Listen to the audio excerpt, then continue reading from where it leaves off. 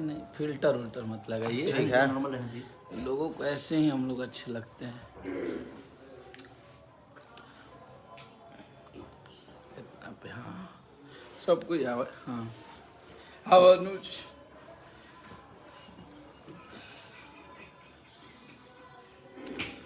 आइए रत्नेश जी आइए। नमस्ते प्रणाम सबके, आप सबके भाई हम अखिलेश कश्यप, और आप सब कैसन बानी जा इन एक मिनट ठीक है। आप सब कैसन बानी जा दीजिए, इधर हम आते हैं, सब लोग आए। तो आज आप सबसे बहुत कुछ जरूरी मैथू पर बात करे खातिर हम लाइव बनी है, और सब लोग जुड़ जाए लाइव में, सब लोग जल्दी जल्दी। और भोजपुरी में जौन दोहरी राजनीति हो रहा बा, और जौन राजनीति के लोग रोटी सेक रहल बन ओकरा खातिर, और बेशक हमनी के भोजपुरी कलाकार ही जा, और कबू इंटेंशन ना रहेला कि केहू से रिश्ता खत्म हो गए, काहे से कि जे हमरा से जुड़ल बा, जेकर हमरा से रिश्ता बा, वो जानता कि हमनी के रिश्ता के कितना महत्व देले बानी जा।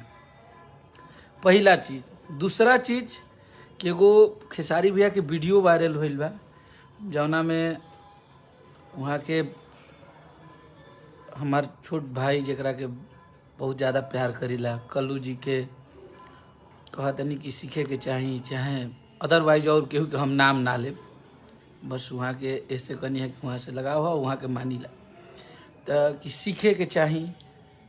तब ओमे जौन गलत वर्ड प्रयोग भइल बा वो गलत बा, और भैया के ऐसे भी ना बोले के चाही। अगर ये बोले तो हो सकता है मैं भी छोटे भाई बड़े भाई का उनके अंदर अगर ये भावना आ गई हो, या भावना में बह के वो बोल दिए। इस पे भोजपुरी के सारे कलाकार एक हो गए, सिर्फ एकलौता खेसारी लाल यादव को ये बताने के लिए कि खेसारी लाल यादव ने ये किया है, गलत किया है।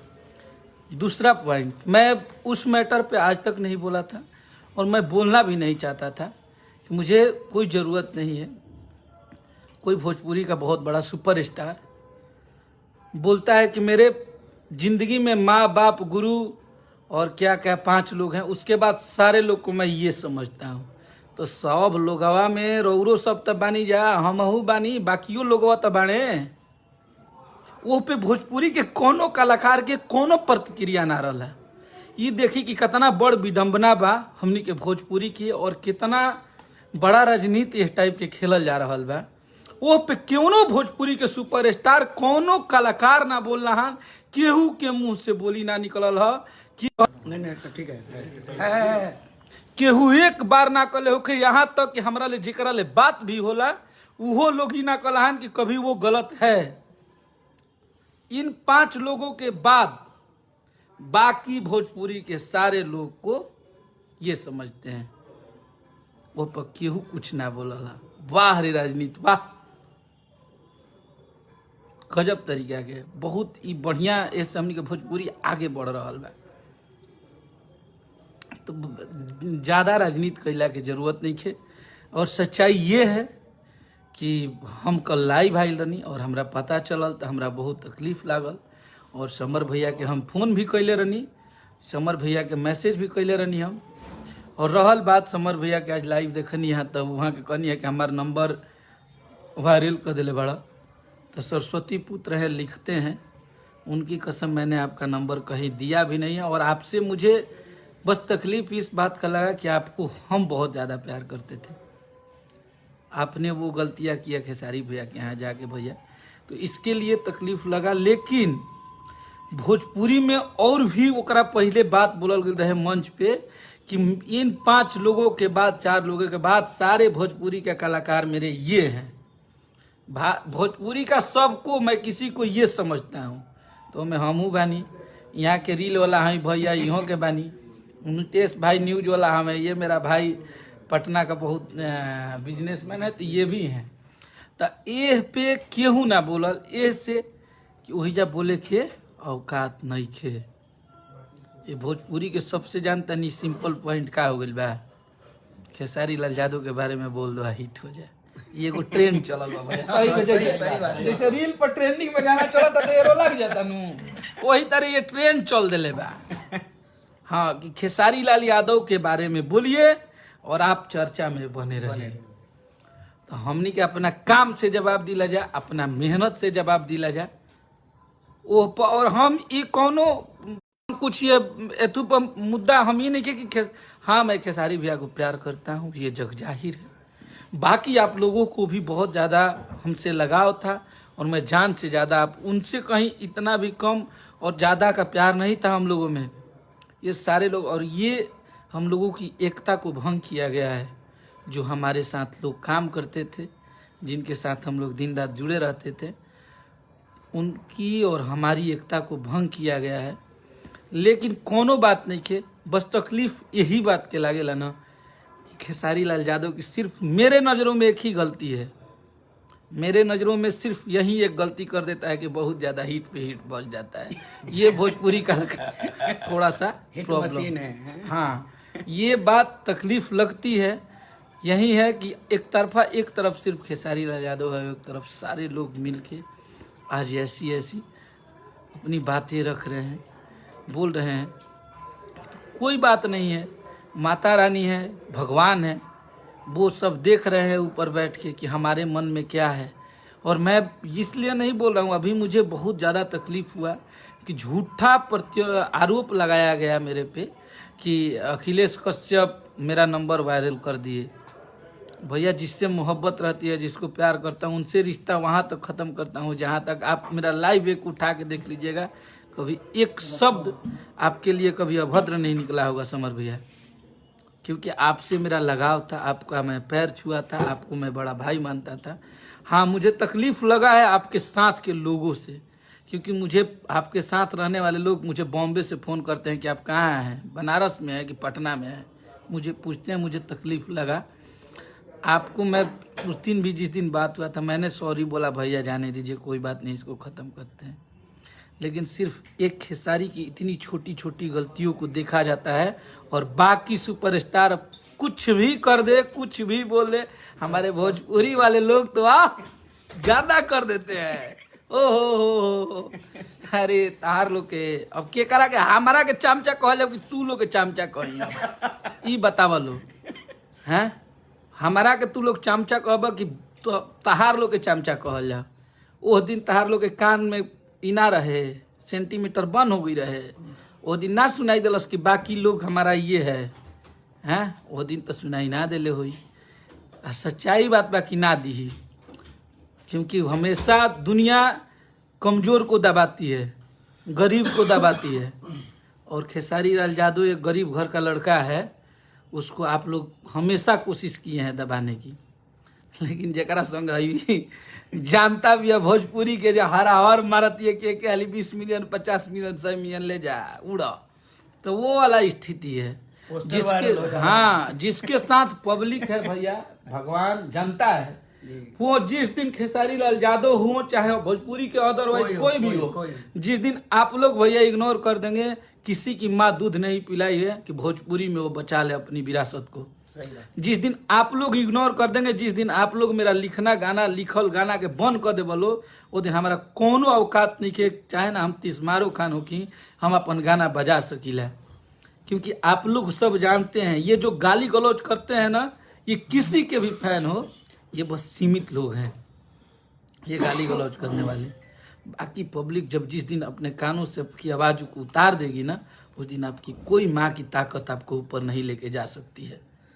ठीक है, तो खेसारी लाल यादव संगे पूरा बिहार, यूपी, झारखंड के लोग बा, और समस्त लोग ही जानता कि के गलती करता और के सही करता।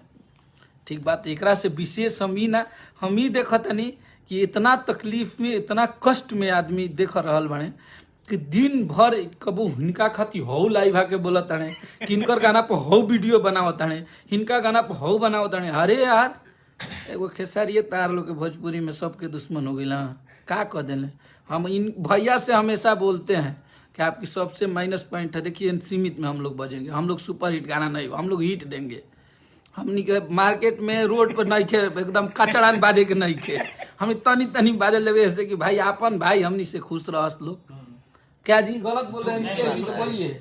हमारे अपने भाई, हमारे भोजपुरी के भाई खुश रहे। आप झगड़ा सॉन्ग भी लिखे हैं तो जनता कितना प्यार किया। बताइए 17 दिन में 20 million 20 million 1 lakh reel viral. 1 lakh reel viral. हाँ। भैया लाइव उ लोग आवता जे पहले हम गलती करत रहे, स्टेज पर पी के उ लोग का कुछ कुछ बोलत रहे। हाँ, तो जाने दीजिए, हम किसी को नीचा गिराने के लिए नहीं आए हैं और हम सबसे जुड़े हुए हैं, सबको सम्मान करते हैं, हम सबके मानिला।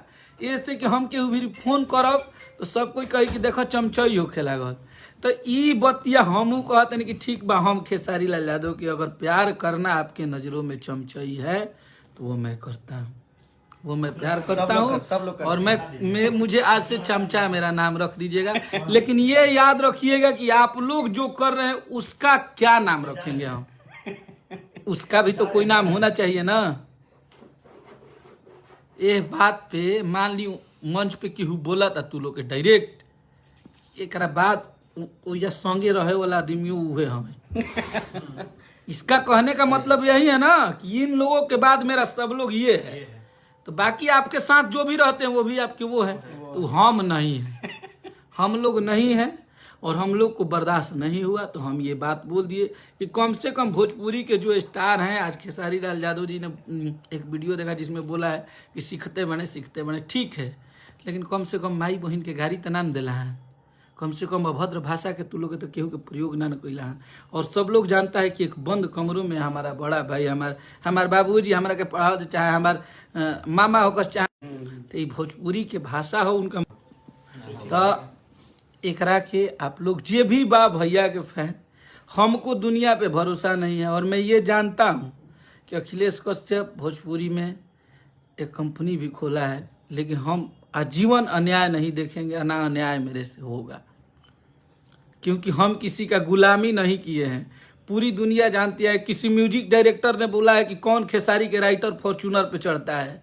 आज ही लिया हूँ, आज पूजा करके डालूंगा। कल लिया था लेकिन आज मुझे पूजा करना था, लेकिन आज मेरा कुलमान दिन है।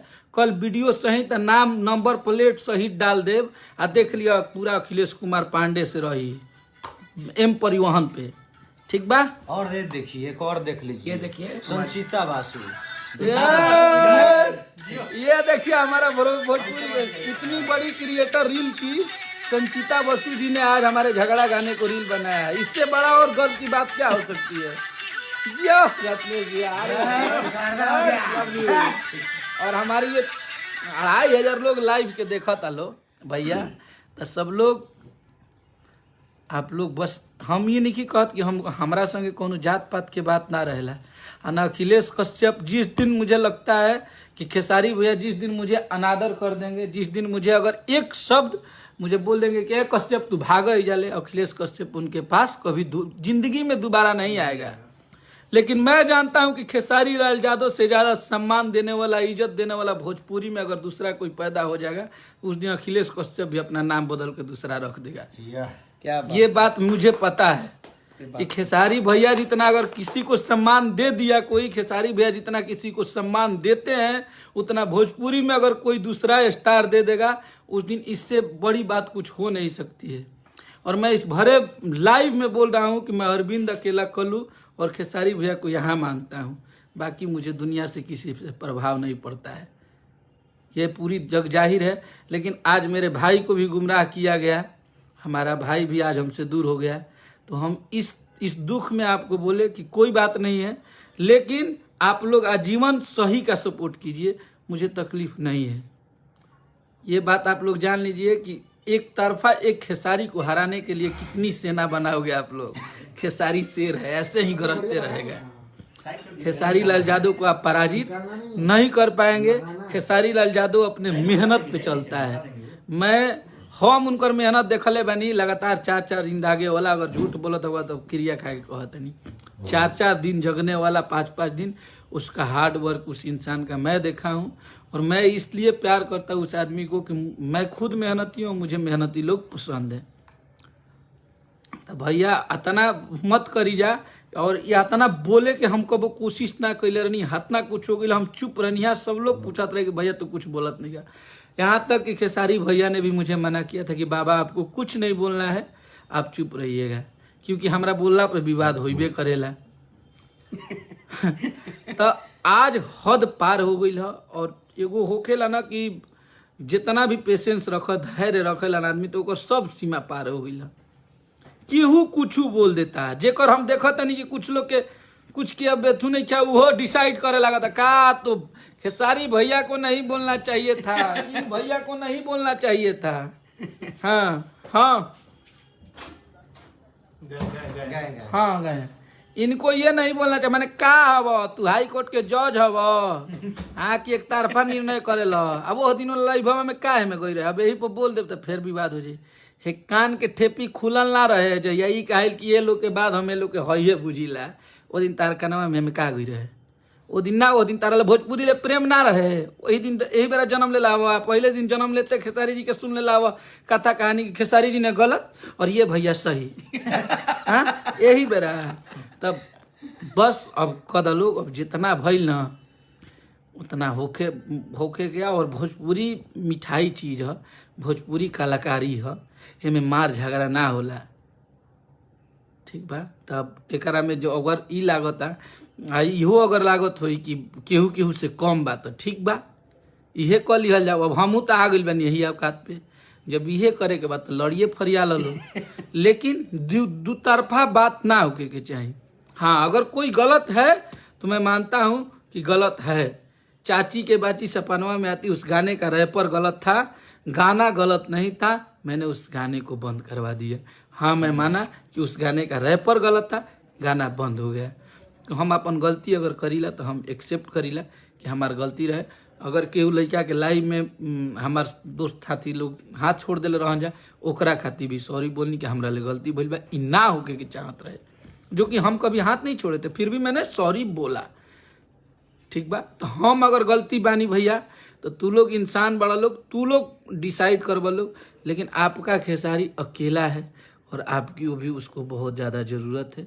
और आज उसका गाना रिलीज हुआ है रोमांटिक राजा, उसको इतना प्यार आशीर्वाद दे दीजिए कि उससे ये ना लगे कि ये एगो कहावत तो भोजपुरी में कि हाथी चले बाजारा कुत्ता भूखे हजार। तो ये लोग यही तरी करत रहे, अनुबम बमात रह।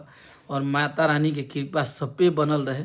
और हम ही सिर्फ ये से कनिहा कि हम एक कुछ लोग के देखनी है स्टेटमेंट लाइव वीडियो, हमरा बड़ी तकलीफ लागल कि अखिलेश कश्यप खेसारी लाल यादव कैसे किसी को बोल सकते हैं। ठीक है बेशक भैया ने बोला, और एक बंद कमरे की बात है, बंद कमरा में किए नहीं खे का करत। हाँ वो तो केहू भी केहू पहुँचा था, केहू के वीडियो बना दे। ठीक है भैया ने बोला, भैया के माइंड में क्या आया क्या नहीं, भावना में बात क्या था कोई नहीं। हाँ लेकिन ठीक है बोले वो ठीक है, लेकिन ओखरा ले रहुआ सब दिल से बताई जा कि हई बतिया कितना बढ़िया लागता। वो बतिया ठीक बा, वो सीखे के कला हन, कहे से कि बहुत गलती कर दिले बाने, सीखे के कह दिलन तो ओकर सजा मौत बार हुआ सबके नजर में। लेकिन हे बतिया के सजा का होके के चाहिए कि हई चारों लोग पांचों लोग के बाद हम यही पर बुझिला मैं जाना के ई बतिया निमन लागत हुई तू लोग के, कहा से कि तू लोग के अच्छा लागेला ये कुल। हम जानते नहीं नो निमन एगो कौन ना निमन गीतिया गाई ना दरबार धैले जाए उहे बात बा। तो भोजपुरी है बा, आप सब आशीर्वाद प्यार दी जा। हम कबो ना चाहत रहनी है कि अब लड़ाई झगड़ा हो, कहे से कि हम अपना काम पर बहुत ज़्यादा फोकस कर दिले रहनी है और गाना बजाना पे बहुत ज़्यादा फोकस रहा। और अभी भी बा बहुत सारा गाना आप सबके कश्यप हूँ, भगवान माता रानी चाहेंगे तो बस आंधी तूफान आएगा ही आएगा। तो बस आप सब ऐसे ही आशीर्वाद प्यार देते रह जा। लेकिन अभी जितना भी खेसारी भैया के फैन बाणे, जितना भी लोग बाणे, हम ये कहब आप सबसे कि अपने सुपरस्टार को कमज़ोर मत होने दीजिएगा, क्योंकि वो आप लोगों के भरोसे चलता है, आप लोगों पे वो भरोसा किया। अगर आप लोग से भरोसा उसका उठेगा तो वो भोजपुरी में नज़र नहीं आएगा। तो आप लोग बस अपने भाई को, अपने सुपरस्टार खेसारी लाल यादव को मोहब्बत कीजिए और खूब सारा आशीर्वाद प्यार दीजिए। हर हर महादेव, जय महादेव, सपोर्ट खेसारी। यस।